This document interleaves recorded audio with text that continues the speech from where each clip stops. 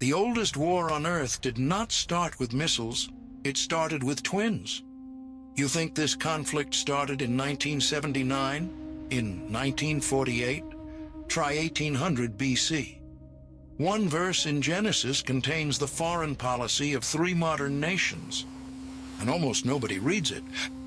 By the end of this video, you will see a 4,000-year thread that connects a tent in Canaan to the headlines on your phone right now. A thread that runs through a womb, a stolen blessing, a Persian palace, and a genocide decree. All from the same bloodline. If that matters to you, subscribe, because this channel traces the connections nobody else will. Rebecca has been waiting for 20 years. 20 years of silence. 20 years of an empty cradle in a desert camp where the wind sounds like a question nobody will answer. Genesis 25:21, the text is precise. Isaac entreated the Lord. The Hebrew word is viatar. It means to plead with persistence, to burn incense of prayer until the heavens cannot ignore the smoke. Isaac kneels, his lips move, the dry wind rattles the tent fabric, and somewhere in the silence between a man's prayer and God's answer, something shifts. Rebecca conceives. But something is wrong. Genesis 25:22, the children struggled within her. Stop. The English word struggled is a lie of translation. The Hebrew is vayatrotsatsu. It means to crush, to shatter, to break each other apart. This is not kicking. This is war. Rebecca's body becomes the first battlefield of a conflict that has not ended yet. She cries out, not to Isaac, not to the midwives, to God. If it is thus, why am I this way? That is the question of a woman who asked for a child and received a civil war. And God answers, not with comfort, with a diagnosis. Genesis 25:23, 2 nations are in your womb. 2 peoples shall be separated from your body. 1 people shall be stronger than the other, and the older shall serve the younger. Listen to what God does not say. He does not say 2 sons. He says 2 nations. He is naming civilizations before they draw breath. This is not a family drama. This is geopolitics written in amniotic fluid. She carries the oracle in silence, and when the day comes, the first child emerges red, covered in hair like a garment. The Hebrew is admoni, red, his skin, his hair. The earth he will claim. They name him Esau. And the second child comes gripping his brother's heel. They call him Jacob, heel grabber, already reaching for what belongs to the firstborn. Every name is a prophecy. Esau sounds like Seir, the mountain range he will inhabit. Edom means red, the nation he will father. The names are not labels. They are detonators set on a 4,000-year timer. 2 seeds planted in one womb, growing in opposite directions. One toward covenant, one toward contempt, and the seed of contempt. Remember this, will grow into a forest of hatred so vast it swallows empires. 3,800 years before the first Iranian nuclear centrifuge spun at Natanz, the facility you can find right now on Google Maps, buried under reinforced concrete in the mountains of Isfahan. These 2 boys drew their first breath in the same tent, and the hatred was already old. Here is the bloodline you need to hold in your mind. Abraham begat Isaac. Isaac begat Jacob and Esau. Jacob becomes Israel. Esau becomes Edom, and from Edom's line. Through a concubine named Timnah and a grandson named Amalek comes the perpetual enemy of God's people. This is not 2 brothers. This is 2 civilizations in embryo, and one of them is born screaming. Becca holds them both. She feels their weight. She knows what God told her, and she says nothing. Because what do you say when you are holding a blessing in one arm and a curse in the other? And both of them are yours. Now watch the boys grow. Genesis 25:27 draws the contrast with surgical precision. Esau becomes a cunning hunter, a man of the field. Jacob becomes a quiet man, dwelling in tents. Two sons, two natures, two futures written before either one can read. Esau is alive in every direction. He runs, he kills, he eats with blood still under his fingernails. He does not think about tomorrow because today is loud enough. And that impulse, that preference for the now over the forever, is about to cost him everything. Meanwhile, Jacob sits inside a goatskin tent, stirring lentils over a low fire. The smell is thick. Red stew, bread warming on stones. He is quiet. He is watching the tent flap. He is waiting. Because Jacob does not hunt animals. Jacob hunts moments. Esau bursts through the tent flap. He is shaking, famished. Genesis 25:30. Let me gulp down some of that red stuff. The Hebrew is crude. He does not even name the food. He just points and pants. And Jacob, without looking up, says 5 words that detonate a dynasty. Sell me your birthright. Esau does not pause. I am about to die. What use is a birthright to me? He swears an oath. He eats, he rises, he leaves. 5 verbs in one verse. The text does not slow down because Esau does not slow down. This was not a meal.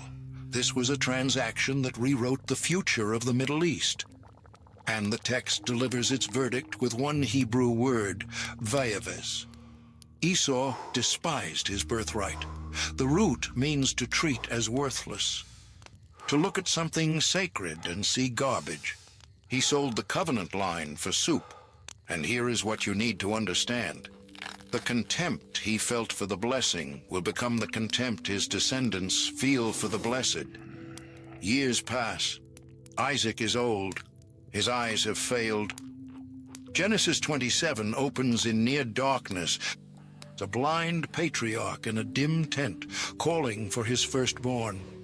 Hunt me game, make me food, that I may bless you before I die. This is the moment. The firstborn blessing carries the covenant future, nations, kings, the promise of Abraham. But Rebekah is listening. She remembers the oracle. She knows which son carries the promise, and she does something desperate. She wraps goatskins around Jacob's smooth arms and sends him into his blind father's tent, wearing his brother's clothes. The smell of the field, the feel of hair, a lie built from animal hide. Isaac reaches out. His fingers close around Jacob's wrist. He pulls the arm close, and the old man whispers the sentence that haunts this entire story. The voice is Jacob's voice, but the hands are the hands of Esau. He suspects. He feels the contradiction, but he blesses anyway. Nations will bow to you. Be lord over your brothers. The blessing is irrevocable. And then Esau comes home. He enters the tent carrying steaming food on a wooden platter. Let my father arise and eat. Isaac's whole body begins to tremble. Who are you? I am Esau, your firstborn. The text says, Isaac trembled with a great trembling. He knows. Someone has already come. Someone has already taken it. Now see this from Esau's eyes. The platter tilts. The clay bowl slides off the edge and cracks against the packed earth. Meat spills across the dirt. His father's blind eyes stare past him, through him, at nothing. And in that silence, before the scream, Esau sees it all. Nations, kings, blessing, sliding away like sand through open fingers. He is watching himself become no one. Genesis 27:34. He cries with a great and exceedingly bitter cry. 3 adjectives. The Hebrew text almost never stacks emotion like this. Great, exceedingly, bitter. This is not frustration. This is a man whose identity just collapsed in a dark tent that smells like goatskin and lentils. Bless me. Bless me also, O my father. Isaac gives him what is left, and what is left is a curse dressed as a consolation. By your sword you shall live, and you shall serve your brother. Esau weeps, but the weeping does not stay weeping. You have felt this. Someone took what was yours. The question is, what did you do with that feeling? Because what Esau did with it shaped the next 4,000 years. The text shifts with one word. Vayistam. Esau hated Jacob because of the blessing. That Hebrew root means to hold a grudge, to harbor enmity like a man harbors a coal against his chest. This is not hot rage that burns out. This is cold, structural hatred, the kind that organizes, the kind that builds nations. Genesis 27:41. Esau makes a vow. The days of mourning for my father are near. Then I will kill my brother Jacob. He says it quietly. That is what makes it terrifying. This is not a threat shouted in rage. This is a plan spoken in a low voice to no one, a schedule, a promise. And this promise does not die with Esau. Jacob flees to Haran that night. Esau is left in the land, but he does not sit still. Genesis 28:9, he marries into Ishmael's line. He is not grieving anymore. He is building alliances. He is constructing a counter-nation from the wreckage of his stolen future. And if you look southeast of the Dead Sea on a satellite map right now, you can still see the red mountains of Seir, sandstone the color of dried blood. That is where Esau went. That is where the hatred took root. And what he built there, in those red mountains, will hunt Israel for the next 3,800 years. The seed planted in Rebekah's womb has found its soil. Esau despised the birthright. He lost the blessing, and now the contempt has a home, a wife, a direction. It is no longer a feeling. It is a bloodline, and bloodlines do not forget. Remember that smoke on the horizon? The thin column rising behind Esau's back as he walked away from the stew? It was not a campfire. It was Mount Seir. And Esau is already there. Genesis 36:1. The text drops a line that reads like a tombstone. Esau, who is Edom. 5 words. A man becomes a mountain. A grudge becomes a geography. Look at this land. Red rock, red earth, fortress walls carved by God and claimed by a man who sold his future for soup. The mountains of Seir are beautiful the way a scar is beautiful. Evidence that something was torn open and never healed. Now, buried in Genesis 36, a chapter most people skip because it is a genealogy, there is a single verse that detonates like a buried mine. Genesis 36:12. Timnah was a concubine of Eliphaz, Esau's son, and she bore Amalek to Eliphaz. One verse, one name, Amalek. You are watching a bloodline weaponize itself across centuries. And the terrifying part? God saw it coming. He named it before it had a body. But here is what the Bible does not tell you, and what the Talmud does. Sanhedrin 99b records that Timnah wanted to convert. She came to Abraham's family. She wanted in, and the patriarchs turned her away, rejected her. So she settled, became a concubine to Esau's son instead. The rabbis deliver the verdict with devastating simplicity. The rejection of Timnah produced Amalek. A woman turned away at the door became the mother of Israel's eternal enemy. This was not just a genealogy. This was a detonation with a 4,000-year blast radius. The seed of contempt planted in Esau's chest has now grown its first root. And it has a name. Exodus 17. The Israelites have just left Egypt. They are staggering through the Sinai, dehydrated, disorganized, stretching for miles across open desert, and out of nowhere, Amalek strikes, but not the front lines. Deuteronomy 25:18 is precise. He attacked your rear ranks, all the stragglers at your rear when you were faint and weary. The old, the sick, the children, the seed of hatred has grown into a blade, and it cuts the weakest first. Moses turns to Joshua. His voice is urgent, strained. Choose us men and go out, fight with Amalek. Then Moses does something he has never done before. He climbs a hill. He raises his arms. And the strangest law of warfare in the entire Torah takes effect. Exodus 17:11.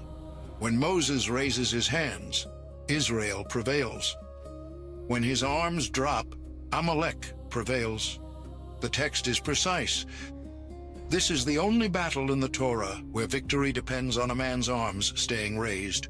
God is making a point. This war is not won by swords. It is won by surrender. Hands lifted to heaven, trembling, aching, refusing to fall. Below, in the valley, the grinding sound of bronze on bronze. Joshua's men push forward, fall back, push forward again. Every time Moses' arms sag, the Amalekite line surges. Every time Aaron and Hur press those arms back up, the line holds. The hilltop and the valley are breathing together. One body, one war, one God watching both. Then God speaks, and what he says is not a punishment. It is a policy. Exodus 17:14, write this for a memorial in a book. I will utterly blot out the remembrance of Amalek from under heaven. And then verse 16, the Lord has sworn. The Lord will have war with Amalek from generation to generation.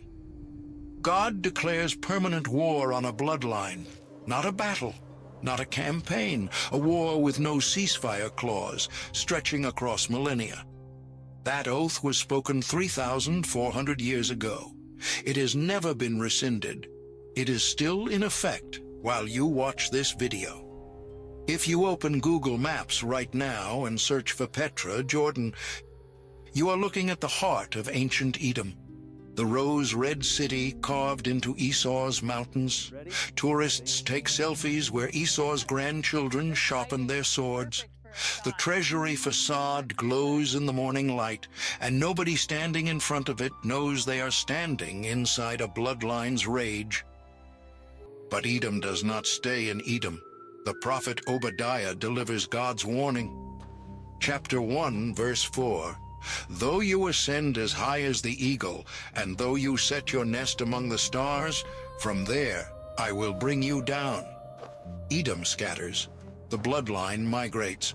And Jewish tradition, the Targum, the Yalkut Shimoni, traces Edom's spiritual and political legacy through empire after empire until it lands in Persia. The rabbis read the book of Esther through this lens. Haman is called the Agagite. Agag was king of the Amalekites. Esau's blood runs in Haman's veins. The hatred did not die with Seir. It migrated. It upgraded. You think hatred dies when the person who started it dies? Look at your own family, that grudge your grandmother carried. Is it gone? Or did it just change its name and move into the next generation? The contempt Esau felt for the blessing became the contempt his descendants felt for the blessed. It always works that way. Always. A woman was rejected at a tent door, and she bore a son. That son became a tribe. That tribe ambushed the weakest people on earth. And God himself stood up and said, "This war does not end until I end it." Rejection, contempt, violence, decree. 4,000 years. Same sequence, same blood.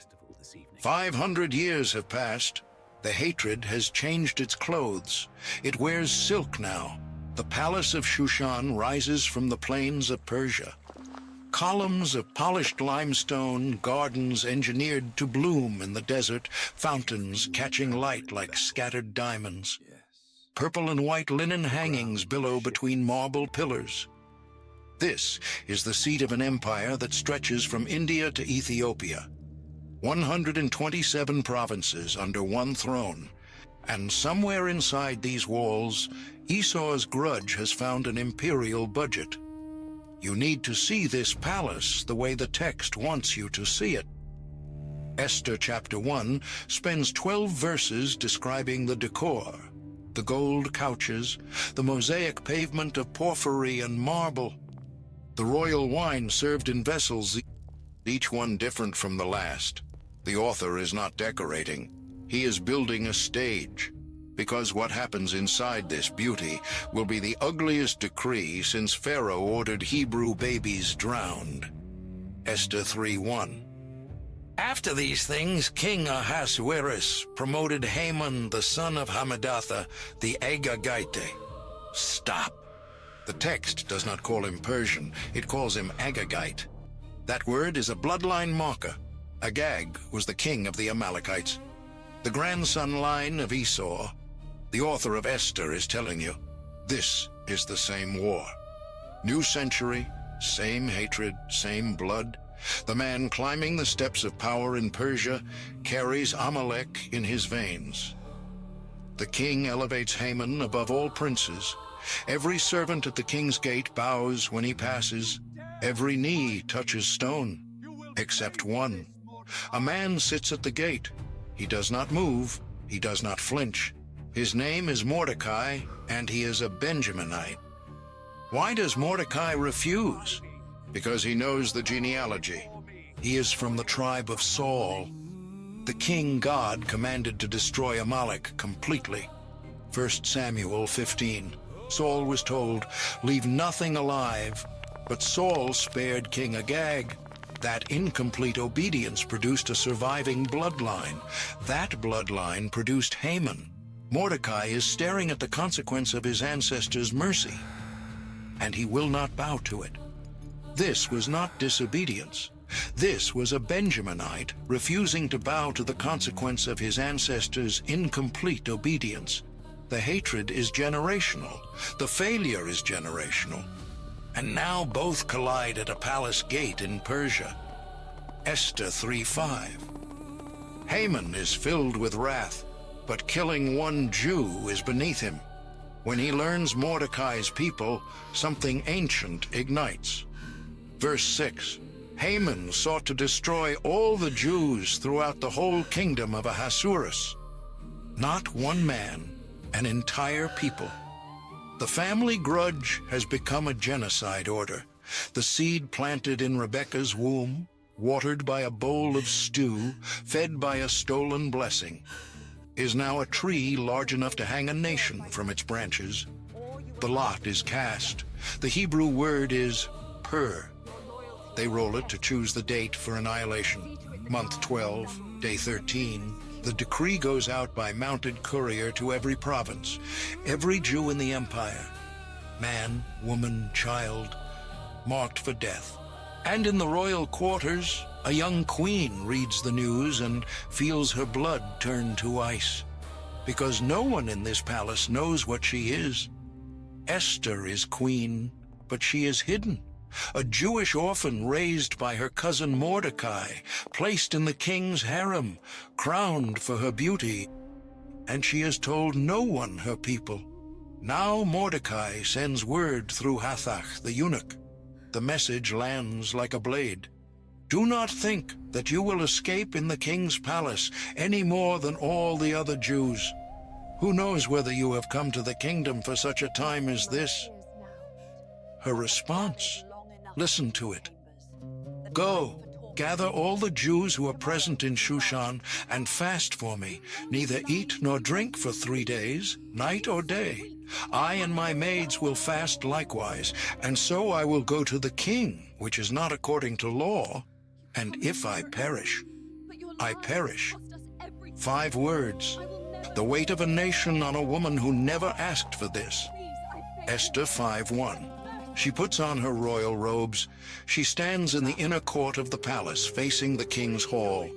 This is the longest walk in Scripture. If you have ever stood at the edge of something that could destroy you and stepped forward anyway, you understand this moment. Marble floor stretching ahead, guards lining both sides, the king on his elevated throne, golden light pouring through columns. Every step could be her last. The king sees her. He extends the golden scepter. She lives. She touches its tip, and she invites the king and Haman to a banquet.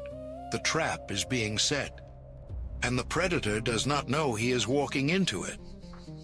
Esther chapter 7, the banquet. Wine cups clink against the silence. The king asks, "What is your petition, Queen Esther?" And she speaks. "If I have found favor in your sight, O king, let my life be given me at my petition and my people at my request, for we have been sold, I and my people, to be destroyed, to be killed, and to be annihilated." The king's face changes. Who is he? Where is he? Who would presume to do this? Esther points. A foe and enemy. This wicked Haman. The room collapses. The king rises in fury and storms into the garden. Haman falls on Esther's couch, begging for his life. The king returns and sees it, and reads it as assault. The sentence is instant. But God, the gallows Haman built for Mordecai, 75 feet high, visible from across Shushan, become Haman's own execution platform.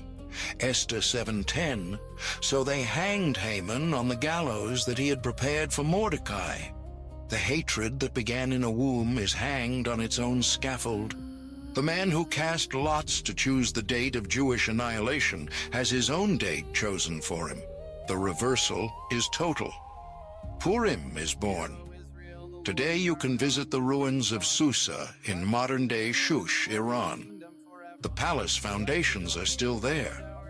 Excavated by French archaeologists, the column bases visible on Google Earth. The place where Esther walked still exists. The empire that tried to erase her people is dust. Her people are still here.